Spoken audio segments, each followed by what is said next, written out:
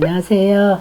네, 배구신당 연희보살입니다. 2023년 하반기에 호랑이띠 운세를 준비하게 되었습니다. 이 나이대별로 한번 선생님 운세를 말씀해 주시면 감사하겠습니다.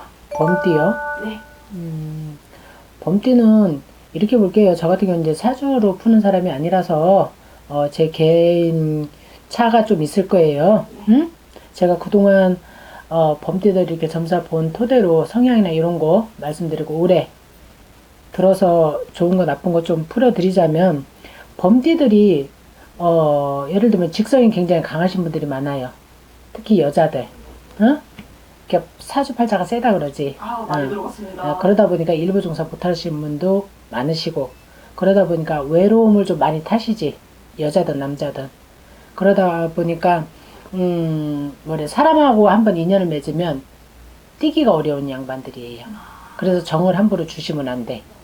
왜냐면 겉으로는 강하고 리더십 있고 내 위에 사람 없어야 돼. 그런 성격으로 강한 이미지를 보여주는데 속정을 들어가다 보면 정이 많고 마음이 여려요. 단순하면서도. 그러면서도 소심하다 보니까 상처를 많이 받는단 말이야. 반면에 외로움을 많이 타다 보니까 사람한테 정지면 내가 먼저 상대를 못 버려. 합리화를 시키면서까지도 끌려가는 아이고. 그런 성향들이 많아요. 범띠들이. 26살 무인생. 네. 무인생 같은 경우는 올해 뭘 새로 시작하는 양반들이 많으실 거예요. 근데 새로 시작하실 때 좀 신중하게 고민 좀 많이 하셔서 해야 되는 게 실패수가 많이 보여요. 지금 요 나이 때 뭐를 새로 차리자면 그러면 이동변동이 들어온다 해도 내가 고민 한번 더 해보시고 사업을 하나 차린다고 해도 조그만 내 장사를 한다 해도 젊은 친구들이 뭐 내 돈 갖고 하는 친구들은 많지 않을 거 아니야. 그렇죠. 부모님이 여유가 뭐 있으면 몰라도 그렇기 때문에 어려서 뭐 그런 경험을 해보는 건 좋은데 20대 때 어쨌든 간에 뭐 크게 무리해서 사업을 번창하거나 이런 일은 없었으면 좋겠어. 잘못되면 그게 다 빚이잖아. 그렇죠. 근데 올해 뭐를 새로 창업을 하거나 시작하는 친구들은 조금 운때가 고민을 좀 해보라고 하고 싶어요. 내년쯤이나 올해는 준비하는 단계를 하시고 내년쯤이나 뭐를 조금 사업을 시작을 하시든 하시는 게 좋고 내 장사를 하시는 게 좋고 직장도 역시 마찬가지 시험이나 자격 취득이나 이런 게 있다라고 하면 정말 집중해서 해야 될 거예요. 올해는 집중이 많이 안 되실 거야. 응? 무인생들이 38세 병인생 같은 경우는 올해 같은 경우는 병관제가 많이 들어와요. 병관제가 뭐냐면 병원 갈 신세, 응? 몸에 칼이 들어왔다고 그러죠. 네네. 조그맣게 수술이라도 하고 넘어가야 되고 또 금전이나 이런 거에 조금 풍파 좀 겪으실 거예요. 요게 내년까지 가지 싶어요. 제가 보기에는 40대 초반에 돼야 병인생들은 조금 힘이 풀린다고 하니까 올해 내년은 크게 무리해서 이동변동이나 금전이나 이런 거는 좀 오가는 거 이런 거 조금 조심하셨으면 좋겠어. 그리고 갑인생 같은 경우는 그래도 올해는 조금 나아요.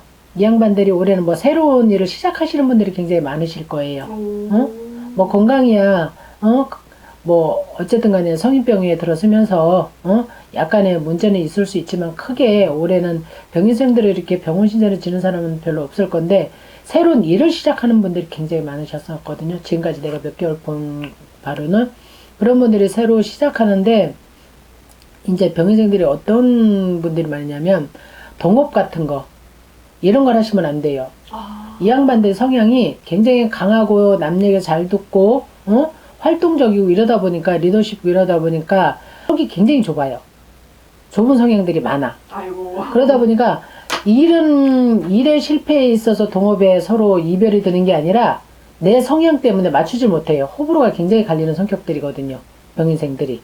그러다 보니까 동업 같은 거 이런 거는 안 하셨으면 좋겠고 사업이나 이런 거는 올해는 추진해서 벌리실 분들이 많으실 거야. 하셔도 괜찮아요.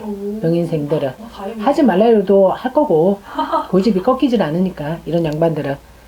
그리고 이제 이민생 같은 경우는 건강관리 첫째로 관절 쪽에 혈액 쪽에 혈압 이런 쪽으로 좀 조심하셔야 되고 병원에 갈 일이 조금 많으실 거고 그리고 이제 문서 정리 이동 이런 게 좀 많이 들어오실 거예요. 문서 이동 변동에 이제 집 매매 이런 게 걸려 있겠지. 근데 뜻대로 잘 안 되실 거야.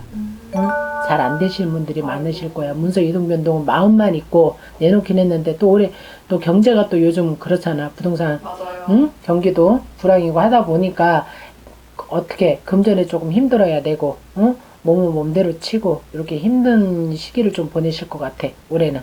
범띠 같은 경우는 사람들한테 뭐라 그럴까 구설이라든지 내 걸 주고 못 받는 형국 단순하거든.